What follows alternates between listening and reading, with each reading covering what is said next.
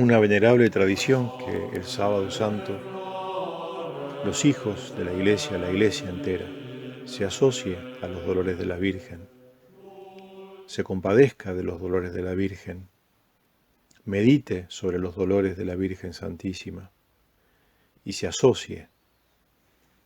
Nosotros queremos unirnos a ese corazón inmaculado lleno de espinas, dolorido, sangrante. Y quiero con esto que voy a decir de la Virgen, no solo honrarla, que es lo que debemos hacer siempre, sino reparar lo que se ha dicho en estos días, en el mes de diciembre y en estos últimos días, desde lo más alto de la cátedra de la Iglesia, que es una tontería hablar de la Virgen como corredentora. Quiero reparar con estas palabras esa cuasi blasfemia y demostrar que verdaderamente, y con eso no hago ninguna genialidad, simplemente me asocio a los santos y a los doctores y a los papas que han hablado de ella como corredentora, demostrar que verdaderamente lo es. Y por eso la Iglesia aplica a la Virgen Santísima aquellas palabras, aquellas lamentaciones del profeta Jeremías. ¿Con quién te compararé? ¿O a qué cosa te asemejaré, oh Virgen hija de Sión? Porque grande como el mar es tu dolor, ¿quién podrá consolarte? Hace ya cerca de unos 2000 años que en la cima de un monte tuvo lugar esta escena sublime, conmovedora a la vez. Un hombre que se decía Dios, hijo de Dios, con su cuerpo convertido en una sola llaga, yace pendiente de un infame patíbulo y a un lado de pie como una estatua de dolor, así lo describe el Evangelio, su madre desolada. Y ante ese cuadro desgarrador han pasado 20 siglos y todos delante de él se han inclinado reverentes. Todos los genios de la humanidad se han detenido extáticos, y sobre todo cuando nuestro pueblo era cristiano, ante ese cuadro, y lo han hecho el objeto de sus más profundas meditaciones. Los entendimientos más altos se han esforzado por penetrar sus misterios. El arte en todas sus manifestaciones ha querido copiarlo y al fin se ha visto obligado a reconocer que la copia no era sino una pálida sombra del original. Desde las oscuridades de las catacumbas hasta las soberbias catedrales góticas, hallamos por donde queramos la representación de aquella escena sublime. Todos los artistas, desde los desconocidos escultores de los primeros sarcófagos cristianos, hasta los genios insuperables de Miguel Ángel y Dupré, de Bernini y de Canova, desde los autores de los mosaicos de la Roma subterránea hasta los grandes pintores del Renacimiento, todos han querido retratar en el mármol o en el lienzo aquel cuadro divino. La poesía le ha dedicado sus odas más sentimentales. Desde Giacopone da Todi, el autor del conocido Stabat Mater, desde Alighieri y Petrarca hasta Manzoni y Zorrilla, y la música con Pergolesi y Rossini nos han hecho sentir los ayes lastimeros de aquella madre cuyo dolor es inmenso como el mar. Al pie de ese cuadro han ido a postrarse todas las generaciones para aprender a sufrir, para recibir alivio y consuelo en medio de las amarguras de la vida. Y hoy nosotros también nos hemos congregado, en este caso espiritualmente, en este recinto de nuestra inteligencia, de nuestra imaginación, de nuestra alma, para considerar ese cuadro esta noche en que vamos a rememorar la tristísima hora que siguió a la muerte del Salvador del mundo. Hemos querido rodear a nuestra Madre para acompañarla en su inmenso dolor, para decirle que nos perdone por haber sido nosotros la causa de la muerte de su Hijo, para pedirle que nos enseñe a padecer por amor a Jesucristo, con resignación, con grandeza de espíritu, todas las desventuras y todos los dolores de este valle de miserias.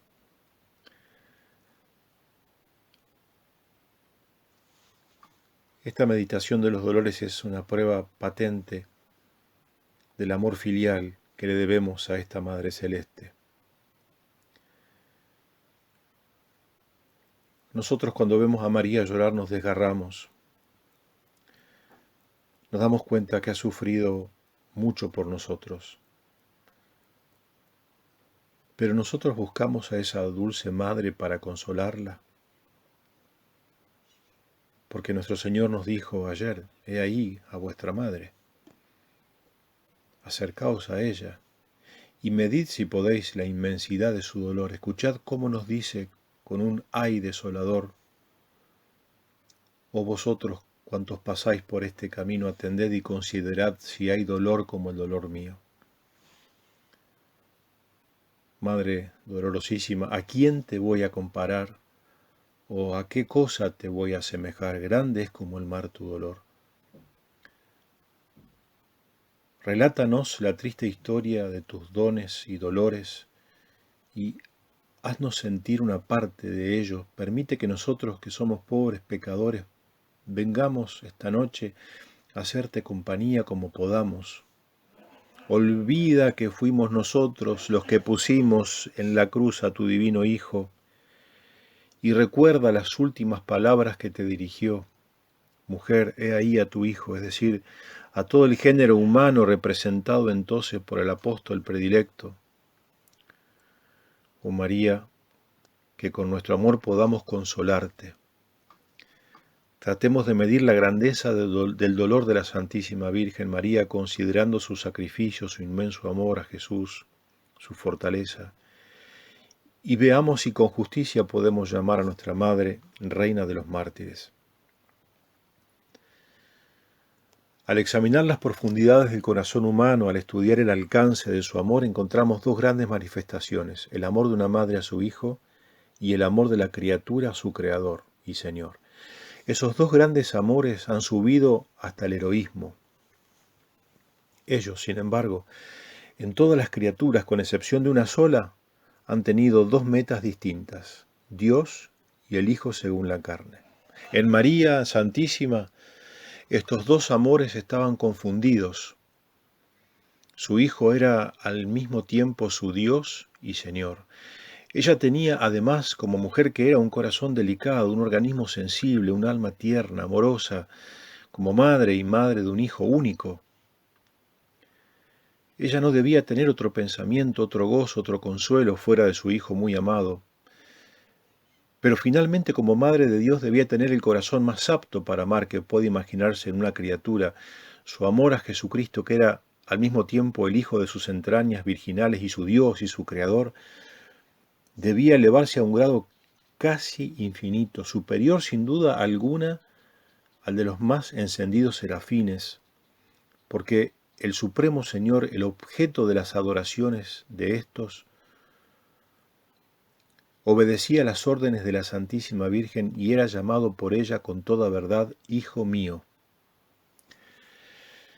Es cierto que todas las madres aman a sus hijos. Las excepciones a esta ley general, lamentable porque lo vemos en estos días, no merecen llamarse madres, sino casi monstruos del género humano.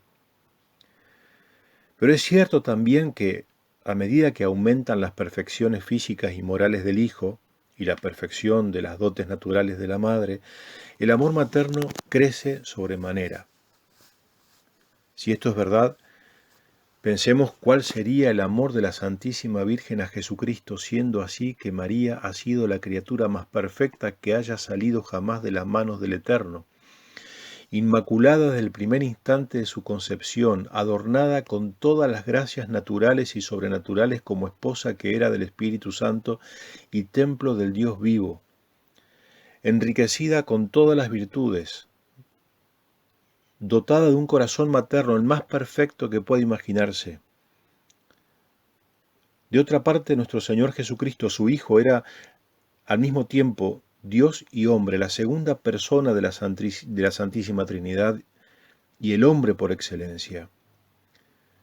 Jesús, por tanto, era para María el único centro de sus suspiros, de sus acciones, de sus pensamientos, de sus afectos.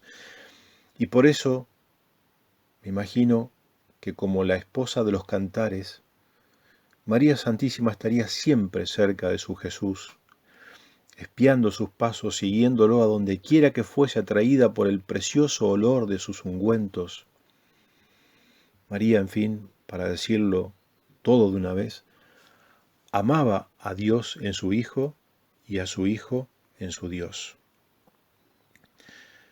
Pero a mayor amor corresponde mayor dolor. Cuando viene la separación del amante y del amado, ¿qué sentiría el corazón amante de María al ver que su hijo muy amado le decía adiós?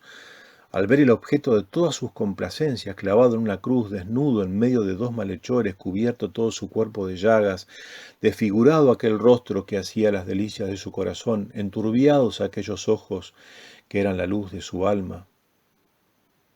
Díganme qué sentiría aquella madre al ver insultado a su hijo en los momentos supremos de su vida y aún después de su muerte. ¿Cuáles serían las torturas de aquella santa al oír las más horribles blasfemias contra su Dios, que era al mismo tiempo su Hijo? ¿Hemos meditado alguna vez en el martirio de una madre que se ve obligada a negar un socorro al hijo necesitado que se lo implora? ¿Qué sentiría el corazón generoso de la Virgen al oír que su hijo se lamentaba diciendo tengo sed y verse ella impotente para proporcionarle ni una gota de agua? Ella quisiera darle hasta su propia sangre para calmar su sed, como en otro tiempo lo había alimentado con la leche de su seno virginal, pero no puede. Escucha la amorosa queja de Jesús a su Padre Celestial: Dios mío, ¿por qué me has abandonado? Y quisiera ella responderle: oh amado mío, tu madre está aquí, tu madre no te ha abandonado, ella te asiste, está presente a tu agonía, pero no puede pronunciar ni una palabra. Su amor, unido a su inmenso dolor, la ha sumido en el silencio más profundo. A ver, aquellos que andan errantes por el mundo en busca de placer, ¿han pensado alguna vez siquiera en lo que ha sufrido por nosotros esta madre? Miremos al Hijo del Eterno, al Hijo de María, pendiente del más infame madero. Miremoslo cómo agoniza en medio de los más indecibles dolores. Miremos cómo se estremecen y se contraen todos sus miembros, y de todo su cuerpo brota a raudales la sangre. Miremos cómo en aquella inaudita tortura entreabre sus divinos ojos y busca alrededor suyo un consuelo, un alivio. Qué momento ese en que la mirada del hijo moribundo se encontró con la mirada de su madre. En aquel instante los cielos y la tierra se pararon en silencio a contemplar esos dos astros que se miraban mutuamente en su agonía. Con ese lenguaje mudo de los ojos, Jesús y María se dieron el último adiós.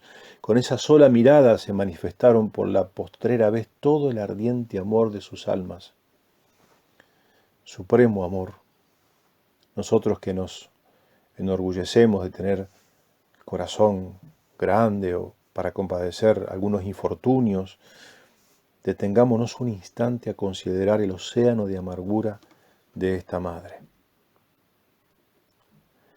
¿Quién de nosotros no ha sentido alguna vez el dolor de una despedida?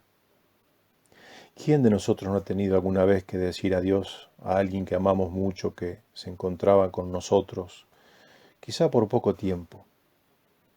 ¿Quién no ha asistido a la muerte de un ser querido? ¿Qué experimenta el corazón nuestro cuando se muere nuestro papá, nuestra mamá, nuestro hijo? ¿No es cierto que lo que sentíamos era como una tortura interminable, una opresión que no tenía nombre? Y eso que al amigo que se alejaba del lado nuestro quizá lo despedíamos viéndolo lleno de vida y rodeado de toda suerte de comodidades. Y eso que al pariente que agonizaba lo veíamos morir en su lecho, asistido por los médicos del cuerpo o los del alma. Y eso que aquel luto que veíamos rodeados de multitud de seres muy queridos que se esforzaban por enjugar el llanto, de poner un bálsamo de consuelo en las heridas de la muerte que había abierto en su alma. Y eso que al perder a uno de esos seres queridos podíamos volver los ojos a otros que también lo amaban y nos amaban a nosotros. Pero María Santísima, en cambio, asistía a la muerte de su hijo sin poderle proporcionar el más mínimo consuelo. María Santísima veía morir al hijo único de sus entrañas en medio de la más extrema miseria, sumido en el más intenso dolor, ajusticiado como un malhechor, insultado, calumniado, odiado, maldecido. Si al menos lo hubiese visto morir en un establo como lo había visto nacer, si al menos lo hubiese tenido en sus brazos amorosos en el momento de expirar, si al menos se hubiese hallado entonces rodeada de su esposo San José, de su prima Santa Isabel, de San Juan Bautista o de los 12 apóstoles o alguno a quien su hijo había dado las pruebas más tiernas de su amor, pero no, ella estaba sola en medio de su dolor. Así dice ese hermoso himno: Stabat mater dolorosa iuxta crucem lacrimosa dum pendebat filius.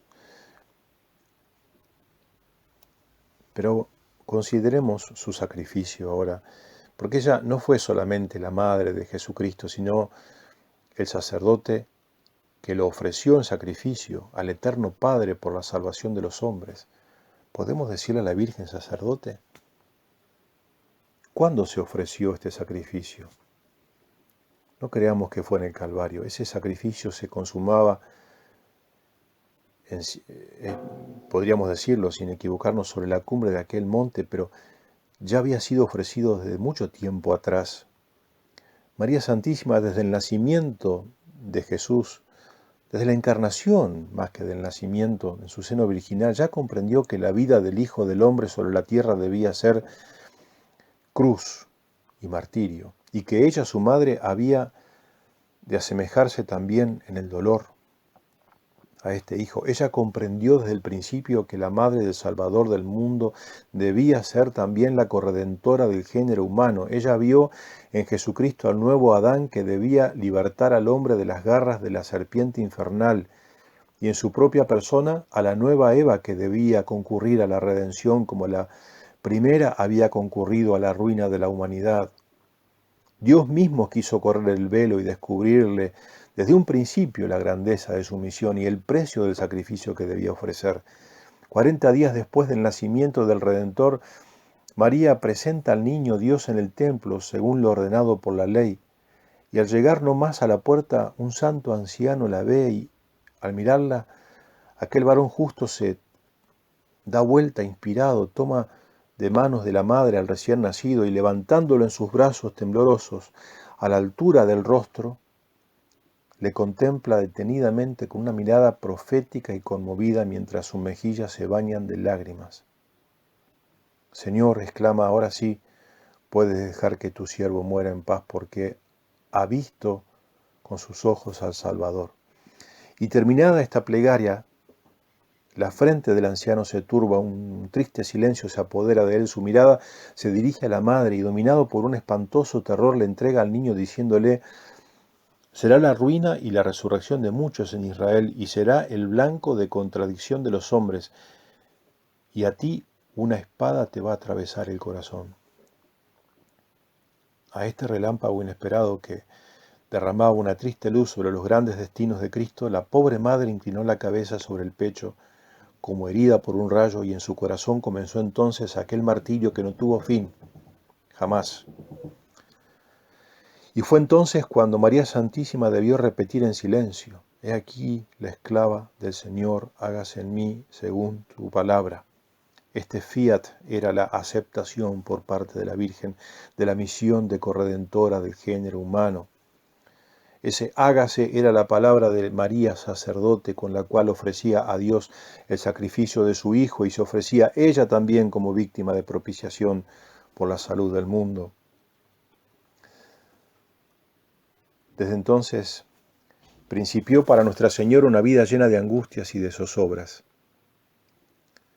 ¿Qué alegría podría gustar esa pobre madre teniendo tan aguda espina clavada en su corazón? ¿Quién podrá penetrar en ese martirio silencioso que durante la vida de Jesús iba extinguiendo lentamente a la Santísima Virgen? Es verdad que a veces entrevería así a lo lejos, la gloria inefable que Dios tenía reservada a su Hijo. Es cierto que contemplaría a lo lejos, abiertas las puertas del cielo, la muerte vencida, las generaciones humanas postradas a los pies de Cristo, doblada ante su Hijo toda rodilla en el cielo, en la tierra, en los mismos infiernos, pero he ahí que la profecía de Simeón, triste como un féretro, venía a ponérsele delante de los ojos. Entonces la pobre madre sentía el frío de la muerte, habría querido esconder a aquel niño divino en su propio corazón para que nadie se lo pudiese arrebatar. Y cuántas veces en medio de aquel santo silencio de la tranquila casa de Nazaret, la Virgen, contemplando a su precioso Hijo, el más bello entre los hijos de los hombres, sentiría la espada de dolor que atravesaba su corazón. Cuántas veces al ver al divino Jesús, que abría sus bracitos para abrazarla, le parecería verlo ya clavado en la cruz. Cuántas veces al cubrirlo de besos y caricias le parecería contemplarlo ya desfigurado y cubierto de sangre, y cuántas veces al ponerlo de noche en la cuna le parecería que lo extendía sobre el madero de la cruz. Ella se sienta a la mesa y a su lado está el niño Jesús. La madre con su propia mano lleva el pan a la boca de su hijo y acerca la taza a sus labios. Pero qué dolor, un profeta se le pone entonces por delante y le parece ver en aquella taza la hiel que se le va a dar a Jesús en su agonía. Las lágrimas le brotan a la Virgen. Y a la vez es preciso que abandone su puesto y vaya a ocultar su dolor, como todas las madres, que no quieren que sus hijos las vean sufrir. Qué días, qué noches para aquella pobre madre. Con el andar de su tiempo, el hijo crece en edad, en gracia delante de Dios y de los hombres, sus miembros van adquiriendo robustez, pero todo esto que llena en general de alegría el corazón de las madres no era para ellas sino la preparación de la leña para el sacrificio, no era sino avanzar hacia el patíbulo. ¿Podremos llamar vida a este modo de vivir? ¿No es cierto que mejor la podríamos apellidar muerte continua, martirio, lento, inaudito? Pero ha llegado la hora de consumar el sacrificio, y entonces aquella madre que hace 3 años ha visto partir de la casa de Nazaret a su hijo idolatrado, el de su corazón, aquella madre que con santa humildad lo ha seguido a todas partes, confundida entre la multitud de discípulos del Maestro Divino, la vemos ahora subir por la colina del Gólgota dispuesta como otro Abraham al sacrificio de su hijo. El día anterior recibiría la última visita de Jesús, seguramente, y lo escucharía sus últimas palabras. Madre, he llegado a la hora del sacrificio, yo voy a morir, el mundo espera la redención, siento a Judas que se acerca con sus soldados, es necesario que yo vaya a su encuentro. Adiós, madre. Pobre madre.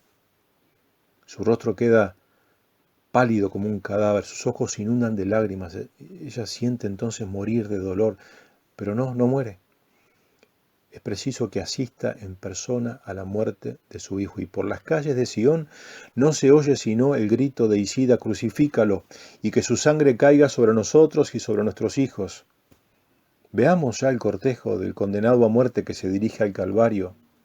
Veamos al Hijo de la Virgen cargando con el enorme peso de la cruz. Veámoslo tembloroso, convertido en un hombre de dolor, en el oprobio de las personas, de las gentes. Y de repente la turba se detiene porque una mujer venerada y oprimida por el dolor se abre paso por en medio de escribas y fariseos, y su mirada anhelante busca por doquier al Redentor. Y por un instinto de piedad la muchedumbre le abre calle y le deja pasar, y sin embargo no falta quien la insulte, pero ella no lo siente. Los soldados la amenazan, que si se acerca algo va a pasar, pero ella no lo ve. Las puntas de las espadas se le ponen delante para obligarla a retroceder, pero en sus ojos brilla entonces un rayo que manifiesta su sangre real, la sangre de David, y las lanzas se inclinan amedrentadas, y María Santísima llega hasta donde está Jesús, y la colina lo está esperando y lo colma de besos y lo baña de lágrimas, y no puede pronunciar ni una sola palabra, pero su corazón lo ha dicho todo. Veámosla por fin junto a la cruz, como dice el Evangelio, de pie, imagen de su dolor, siente que la espada que le predijo Simeón traspasa por completo su corazón de madre. Llega una hora fatal para ella, que no gozaba de otra cosa que con la presencia, con las dulces caricias de su hijo, con oír su voz amorosa, con sentirse llamar madre por el mismo Hijo del Eterno, y escucha de repente estas palabras que le dirige su hijo moribundo: mujer, no madre, ve ahí a tu hijo, a Juan, y en él ve a todo el linaje humano, a todos los pecadores, a los mismos que me han crucificado, a los apóstoles que han huido, a Pedro que me ha negado. Mujer, es preciso que tú renuncies ahora a tu hijo Jesús y lo entregues en manos de la muerte y adoptes en cambio la maternidad de todos los hombres.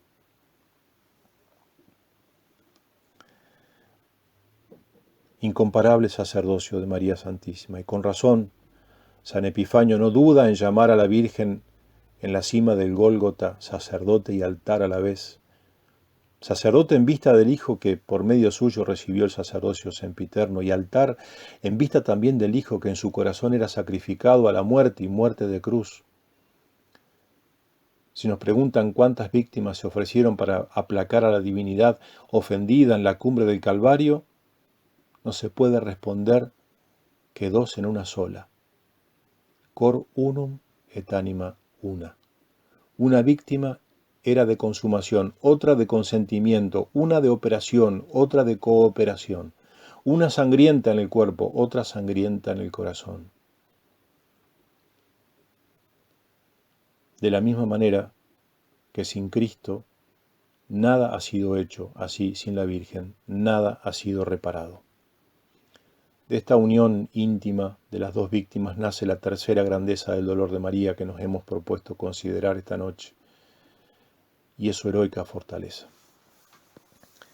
A la luz de la fe, y con esto voy terminando, las tribulaciones no son solamente el resultado de una sentencia condenatoria, sino también el instrumento de mérito y de expiación que da al alma el último toque de grandeza y la corona de la perfección. Ahí está la verdadera solución del terrible problema del dolor. Bienaventurados los que lloran, dice el Salvador, a través de las lágrimas como a través de las aguas purificadoras de un misterioso bautismo, el alma se despoja de todo lo que es terreno y culpable, se lava de las manchas del pecado, se eleva, se transfigura, se hace digna del cielo. Qué diverso se nos presenta el dolor considerado a la luz del Evangelio y a la luz mortecina de los sofismas del mundo. Nuestro Señor Jesucristo, que había predicado la grandeza y la importancia del dolor, quiso darnos Él mismo ejemplos admirables del sufrimiento. Más aún, quiso redimir al género humano por el dolor, por la muerte más afrentosa, y quiso también que su madre, a quien había asociado a la grande obra de la salvación del mundo, fuese la que participara de sus dolores, maestra consumada en el padecer. Por eso María Santísima, en su cántico inspirado pronunciado sobre las colinas del Hebrón, glorificaba al Eterno por los inmensos tesoros de gracias de que le había enriquecido. El Señor ha hecho en mí grandes cosas. ¿Qué criatura puede ponerse en parangón con la Santísima Virgen María? Al mirarla, su esposo divino se había visto obligado a exclamar: toda hermosa y sin mancha original es María. Puesto que ella llevó a Dios en su seno, llevó a Dios en sus brazos, llevó a Dios en su pecho, la maternidad divina fue la fuente de todas sus grandezas. Los profetas la vaticinaron, las mujeres bíblicas la prefiguraron, los cánticos inspirados le tributaron alabanza. Sin embargo, hay algo superior a esto. El que inspiraba a los profetas, el Rey del cielo y de la tierra, el Señor del tiempo y de la eternidad, al asumir la naturaleza humana en el purísimo seno de la Virgen, y al nacer de ella, le ha dirigido y le va a dirigir por todos los siglos estas palabras: María, tú eres mi madre. Tendríamos que postrarnos, y los ángeles todos inclinarse, y los cielos y la tierra entonar un himno de loor, de alabanza. Acá tenemos el apogeo, la cima más alta a la que pueda ser elevada una simple criatura. Sin embargo, para que ella sea completamente un ser superior a todos los creados, es necesario que en ella haya un gran dolor, Pero no es el dolor de sí mismo y en cuanto tal el que da las almas esta suprema y última grandeza, es la fortaleza con que sufre el dolor, es la resignación con que se sobrelleva el sufrimiento por amor a Dios, es la constancia inalterable en el padecer, es, en una palabra, el heroísmo. Ahí está hablando filosóficamente la verdadera causa formal, el dolor es la causa material. Y terminamos de ver cómo el dolor fue compañero inseparable de la Virgen Santísima durante toda su vida. Cómo sobrellevó su dolor en Belén, en Nazaret, en Egipto, en medio de las estrecheces de una vida pobre, en el desamparo, en la viudez, en las amargas horas que pasó en busca de Jesús cuando se quedó en el templo durante esos 3 días de vida pública de su hijo, y finalmente en las horas terribles de su pasión. Ella demostró una fortaleza tal que la pone por encima de la humanidad entera. Ella superó al hombre, superó la condición de su sexo, superó todas las fuerzas de la naturaleza humana. ¿De dónde nacía esta grandeza de espíritu en medio de aquel océano de amargura? La fe es el fundamento de todas las virtudes, es el pedestal de todas las grandezas. Ella sola hizo a Abraham padre de un gran pueblo. Con ella se abrió el mar rojo a la voz de Moisés. Con ella, nos dice el Salvador, seremos capaces de transportar los montes de un lugar a otro. Es de fe de lo que se alimenta y vive el hombre justo. Como el Redentor estuvo en todo sometido al Padre y no buscaba otra cosa que la gloria del Padre y no anhelaba otra cosa que hacer en todo y por todo la voluntad del Padre que lo había enviado, así también María, la corredentora del linaje humano, fue durante toda su vida la sierva obediente del Señor. No tuvo otra aspiración que cumplir de la manera más perfecta los designios, el querer del Omnipotente. Hágase en mí según tu palabra. Hágase así.